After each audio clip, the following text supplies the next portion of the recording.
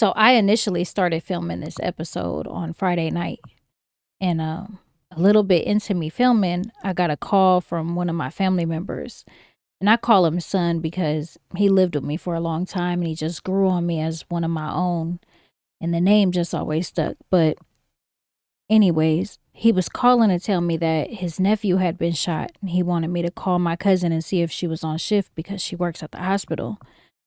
So I called her and she was there. She was like, when he got here, he didn't have a pulse, but they got one now. We're working on him. So I immediately rushed to the hospital and we were there all night, and they ended up telling us that he wasn't going to make it. So when I finally got home yesterday, I was like, I got to get to work. I got to pull myself together. I got to record this episode. But every time I sit down to record, it's like I can't get my thoughts together. My mind is just all over the place.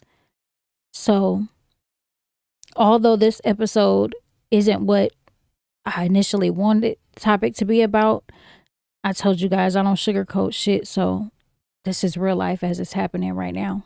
And you are now tuned in to Queen's Podcast, Against All Odds, where no topic is off limits, truth has no filter, and my pain became my power. Being quiet never saved me. I'm just here to share my experience, because those reality checks were hard, but I became the storm that they couldn't withstand. And rising above it is rare. I'm your host, Queen C. And around here, we don't sugarcoat. We turn our stories into strength and figure this shit out. Out of respect for the family and, it being so fresh and what everybody's dealing with, I'm not going to go into too many details. But it was a trip how everything kind of played out, because my cousin had called me right before I started recording, and she was with her coworker, and she just was saying hi for a second, and I had just been at the hospital with my son about a couple days ago, and that coworker was there, so I guess they were talking about me, and she was like, "That's my cousin," so she called me, and while we were on the phone, she was like, "We just got a trauma victim. He's only 19," and I was like, "Yeah." She was like, "Yeah." So we hang up, and I started filming it, and then shortly after that is when son had called me. And this nephew is the son of one of his brothers that he's been in prison for a while. He was sentenced to 21 years. And we were really close, That was my boy.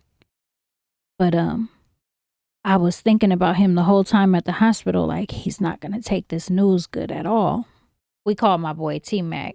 He always trying to mac to the women. I always had hella women. And his son is Lil T-Mac. And it's a trip because although he's been in prison for his son's entire life, since that boy has been little, he's been a spit image of his dad. I mean, looks, acts, personality traits, damn near identical. And even as he got older, son would always tell me, like, man, he is a spit image of my brother. Like, he acts just like him. As I was sitting at the hospital, I just kept thinking, like, my boy is finally at the end of his sentence. He's getting ready to come home. And for him not to make it home in time to see his son on the streets, that shit just really bothered me. Like, damn. While they had little T-Mac in the operating room, I spent at least a couple hours trying to get through to the prison. I explained the situation. I was trying to get them to let him out to make a call. And I just kept getting the runaround, talking to this watch commander, that sergeant, this person, that person. They just kept bullshitting. So he was never able to get brought out to make the call, but he ended up calling on his own the next morning. And we all knew, he ain't gonna take this well at all. But that shit ended up being like 1,000 times worse than what I had even expected it to be. He had called from his celly's tablet.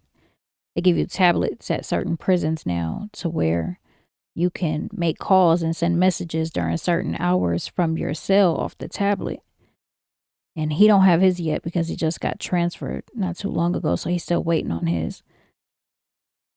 But the amount of anguish that I could hear in his voice, that shit was terrible. He ended up not being able to even speak.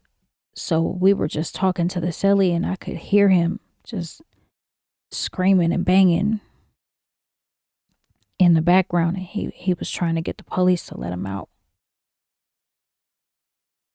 And that shit just really fucked me up. His son is only 19 years old. And everybody always reminds him how much of a spit image little T-Mac is of him. And they talk a lot. They have their own bond. So I know he was really looking forward to being free and being able to be around him. Every time we would talk, he'd be like, yeah, they said little T-Mac was doing this or doing that. And I'm like, get it from his daddy, all them females and, just little stuff that he would do. And I can't imagine losing my child. But I really can't imagine doing all that time and being so close to your freedom. And for this to happen, it's just like, damn, that shit was so unexpected. And them guards don't give a fuck. They didn't even pass a message for him to call. He just happened to call home the next morning. And when we were talking to the cellie, I could hear all the commotion in the background, and like I said, the screaming and the banging, and I could hear the police at the door, and they were telling him to get away from the door. I'm assuming they were getting ready to come into his cell or whatever. I don't know, but the cellie said they ended up taking him to the hole, and I ain't heard from him since. So it's no telling what he's going through on his end. That shit is all fucked up. When shit like this happens, it really make you sit back and look at life. And I was just thinking about how the youngsters nowadays, they don't have no regard for life. Like, none whatsoever. Smallest things could happen, sometimes nothing at all, and they immediately want to take it to the extreme. And it's like, I can't think of one thing that this baby done did to somebody personally that would make you want to end their life. Like, this generation is just fucked up. I still remember when little T-Mac's mom was pregnant with him. At the time, Big T-Mac, he was going through his own situation. He was actually on the run for homicide at the time. And, his situation was a little different. I want to say maybe like a month or so before the actual incident, like 15 dudes had jumped T-Mac and his cousin. And he ended up bumping into one of the dudes, like I said, maybe like a month or so after. And they start fighting. And T-Mac was a knucklehead. He knew how to fight real good. So he was fighting the dude, and they said he was whooping his ass. Dude pulled off his belt and started whacking him in the head with it. And T-Mac pulled a gun out. And they said when he pointed at that dude was like, I was going to kill you anyway. And T-Mac shot him. Dude died. So anyhow, he was on the run at the time. And I was talking to him, and he was like, man, I am not trying to go to jail. He didn't want to risk not being there for his kids. Back then, I was one of those partners that if you was my people, I was going to be there for you and support all the bullshit. It didn't matter what risk I put myself at. That's just what it was. I was going to be there to support you. And, I'm a lot different now. I'm older. I know I got a lot of things I got to protect, and a lot rides on me. So I don't be trying to be in no bullshit. But it was total opposite back then. And I'll never forget when he first went on the run. We had to get him out of town. And I was like, we got to get you out of here. So he had reached out to one of his family members across the bridge. So we took him out there, but he was sad on the way. One thing about T-Mac, he wanted to be in the mix. He didn't want to be away from it. Being secluded and being away from everybody, really wasn't gonna last. But anyhow, we take him out there, and he didn't want us to leave right away. It was me, son, which is his brother, my kid's dad, and T Mac. And so we get out there, and he goes in the house to put his stuff down, and he was like, let's go to the store. So we all walk to the store, and I'll be damned, we walk in the store, and a fucking wanted picture of him is on the plexiglass in front of the cashier. And I was like, oh shit, we gotta go. We gotta get you out of here. Like, they got fucking reward money out. Like, somebody's gonna turn you in.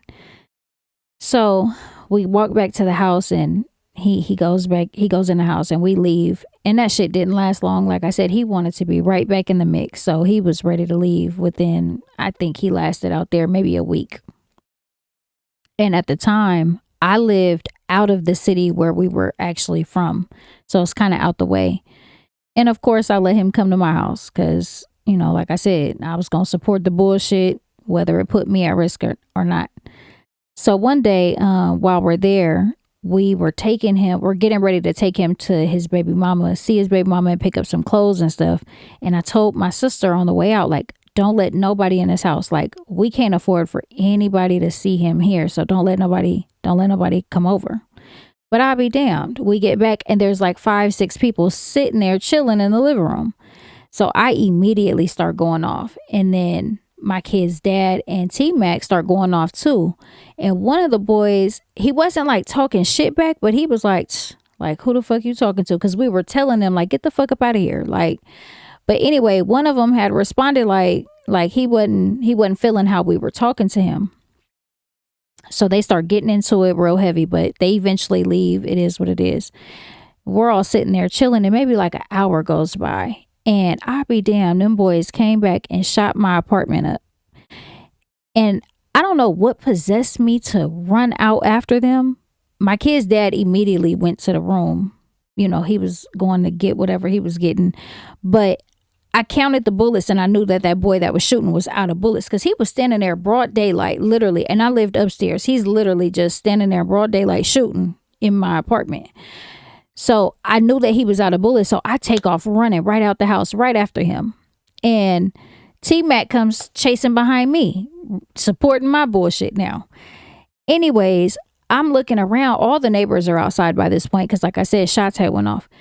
And I see the way they're looking at T-Mac, and I'm like, oh shit, we gotta go. We gotta get you out of here. Because by this point, his picture was already shown on the news as well. So we hurry up, we run back in the house, and I'm like, you gotta go. Like, let me try to get you a ride real quick. We can't leave. The police are gonna be on us if we leave. But this boy ended up going and hiding in the bushes until his ride came. And by the time his ride came, the police are already there. They got everything taped off. They're asking a bunch of questions. It is what it is.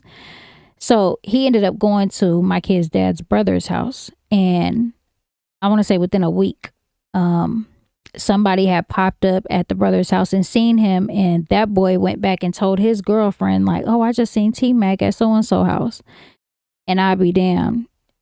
I don't know how fast it was that she called it in. All I know is they ended up serving a search warrant shortly after that. I'm assuming she did it for the reward money, but they served a search warrant after that, and they got him. So now he's in jail, and he's getting ready for trial. And he was going for self-defense because, like I said, he was having a one-on-one fight with this dude. He had no intentions on killing him. He did carry a gun. He always had it on him. So if he had intentions on killing him, soon as he seen him, he would have just pulled his gun out and fired. But he didn't. They start fighting, and they said T-Mac was getting the best of him. And the dude pulled off his belt and started hitting him in the head with it. And the belt buckle, it was pretty big. They showed it at trial. But he started hitting him in the head, and they said T-Mac pulled his gun out and pointed it at him. And the dude said, I was going to kill you anyway. And T-Mac shot. So anyway, when it gets close to trial, we end up getting his paperwork and found out that one of his close everyday partners had told on him damn near immediately. He was with him when the fight was happening. And he got interviewed by the detectives, and he told him everything immediately. And that really hurt T-Mac. The betrayal from it, it really fucked him up. I remember him crying on the phone when we were talking about it. And it was like, damn. Remember before this incident, we used to always tell him, like, why you around them? Like, stop being with them so much. Like, they not cut like you. They not solid. You be hanging with these dudes. You gotta be careful for who you with. And like I said, he was hard-headed. He didn't listen. You couldn't tell that man shit. You still can't. So he finally goes through trial, and they found him not guilty of the homicide, but they found him guilty of a lesser charge, which was manslaughter. And the night before sentencing, I went to visit him in the county jail, and we were talking. He was like, how much time you think I'm going to get? And I was like, I think you're going to get about 10 years. He was like, yeah, I kind of think so too. Well, the next day, they sentenced him to 11 years for the manslaughter, but they also gave him 10 years for the gun enhancement, which totaled 21 years. So it was like, fuck, that's a long time. That was in 2005. And he ain't been back since. And, I was thinking about it just over the years. He's taken a mental beating from this. That time, it wasn't smooth. There would be times where he would be in really high spirits. Everything seemed fine. And then other times he felt like everybody forgot about him. And that wasn't the case. That's just part of what happens sometimes when somebody goes to jail and they're in there for a long time. They get to feeling forgot about. We never forgot about him. He just took that time hard, and he made it harder than what it had to be. Just being angry about certain shit. And like I said, the situation with his folks telling on him, he was mad, he was angry, he felt betrayed. And it took a toll on him, mentally and emotionally. So as we sitting at the hospital and little T-Mac's in surgery, I just kept thinking about him. And I was like, damn, this one right here, this might send him overboard. Like, he already be feeling like, fuck it sometimes, I'm trapped, I'm here. That shit. You never want to watch your people go through nothing like that. And, that's been my boy since way back. So feeling helpless, like you can't do anything to fix it. That shit is a fucked up feeling. And, that's why they tell you to cherish your loved ones and create as many memories as you can, because you never know how long you got with them. And thankfully, T-Mac got a little brother and a little sister that they really stepped up. Like, I'm really proud of them for that. They literally just came back from a cruise, and they had little T-Mac out there in Cabo. He was living his best life. Looked like he was having hella fun. And, that quick he's gone. That shit is like, damn. Matter of fact, I'm going to get Son to come be a guest on the podcast, because that's another one. He was definitely a knucklehead. That boy spent more time in prison than he did on the streets at one point. But like I said, this is like my son. So I used to support his bullshit too. I will never forget one time he was going to, it's called Hit a Lick, but he used to break in everybody's shit, breaking stores, houses, and that was just his hustle. So I would always check on him, when he was out. If he told me what he was going to do, I would make sure to check in with him, make sure he good. One day he leaves out and he tells me who he's going with, and I didn't hear from him for a while. So I texted and I was like, you good? And he was like, hell nah. So-and-so left me. He was like, it's all bad. I need you to come get me. And I was like, what? Like, so now I'm like, oh shit. I didn't have a license at the time. Matter of fact, me or my kid's dad, we didn't have a license. It was, both of our shit was suspended. So his older brother and his mom stayed in my apartment complex. So I called his older brother and I was like, come down here. Like, we got to go get your brother. Like, so-and-so left him. And he was like, hell no, I'm not going to get his ass. That's what he get. He shouldn't be out there doing that. The older brother is on parole at the time. And I'm like, you're not leaving him. Now, mind you, I told you, I call him my son and I treated him as such. So I'm right along with the bullshit. You ain't leaving my son. So I'm like, no, you need to come. You don't leave your brother. Da, da, da. I'm talking hella shit. So finally he agrees. And it's me, him, and my kid's dad. And I'm texting son the whole time. I'm on my way, son. Don't trip. Da da da da da. You know, just tell me where you at. He said he's in the Safeway bathroom. It's in a whole other city. So we get out there, and when we pull in the parking lot, the fucking parking lot is empty. So I'm like, Safeway is closed. I'm like, man, there's nobody out here. Come on, like, hurry up, come out. We out here. And he's taking hella long to come out. So as I'm texting him, like, where the fuck are you at? What's going on? I look up and there's police coming, surrounding us every direction. They're coming in the parking lot from every direction. And I'm like, oh shit, it was a setup. And so I'm like, just don't tell them shit. Like, we don't know shit. We're just coming to pick him up. And they get us out the car. And as they're questioning us, they start paying a lot of attention to his brother. Now, like I said, his brother is on parole at the time. And I'll never forget, like I said, this man did not even want to come. He's pissed off. And when they run his name, they start looking at his shoes. Now they're taking pictures of his shoes. It was a trip, just everything they were doing. Then they cuff him. And I'm like, what are you taking him for? They wouldn't give me no answers. Well, come to find out later, I was never texting son. The police already had him and had his phone. And when he got arrested, he had his brother's ID in his pocket. They had been watching and knew that two people had broke in this house. As they started chasing him, one of them got away. So when they got son and they got the ID out the pocket, they automatically thought the brother was the one that got away. The reason they were tripping on the shoes is because the door that had a footprint on the door, they kicked the door open. And the fucking shoe was the same damn shoe that was on it was Air Forces. And, you know, back then everybody wore all white Air Forces, but it was the same footprint from the door. So now it looks like this brother was a part of this and he's the one that got away. So they booked him and put him in the holding tank with son. And I remember him saying, I should beat your ass. This is what son told me later. I said, what Biscuit said when he got in there with you? He was like, man, he was hella mad. He said he was going to beat my ass. Anyhow, I'll never forget that because I was texting back and forth and they were texting me back regular. They even were texting like him, like using his slang and everything. That shit was a trip. But I'm gonna get him on here because he's one that, you know, he did a 360 and he really stepped his shit up. You know, seeing him at the hospital, losing his nephew, that shit cut me deep.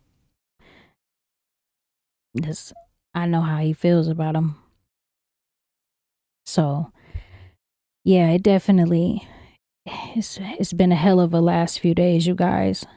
And I apologize. Like I said, this episode was supposed to be something totally different, but you know, sometimes life has its twists and turns, and I told y'all before, I'm not gonna sugarcoat shit. So you guys just, you know, you on this journey with me. I definitely appreciate everybody who has tuned in. Make sure that you subscribe. I'm trying to grow the channel, so I just want to thank y'all. You know, sometimes it's healthy for me to get on here and vent as well. I do ask that you guys all keep Lil T Max family in your prayers. And next episode, we'll be back. And that's a wrap for today. But I'm going to leave you with this. Never forget it's not too late. Your past doesn't define who you are. It's not how you start, it's how you finish. So keep going. This ain't just a podcast, it's a movement. So be a part of it. Like, follow, share, and subscribe. I'm building a space for everybody out there trying to rebuild what life tried to destroy. Us. Thank you for tuning in to Queen C's Against All Odds podcast. I'll see you next week with more truth, more tea, and more transformation. I'm out, y'all.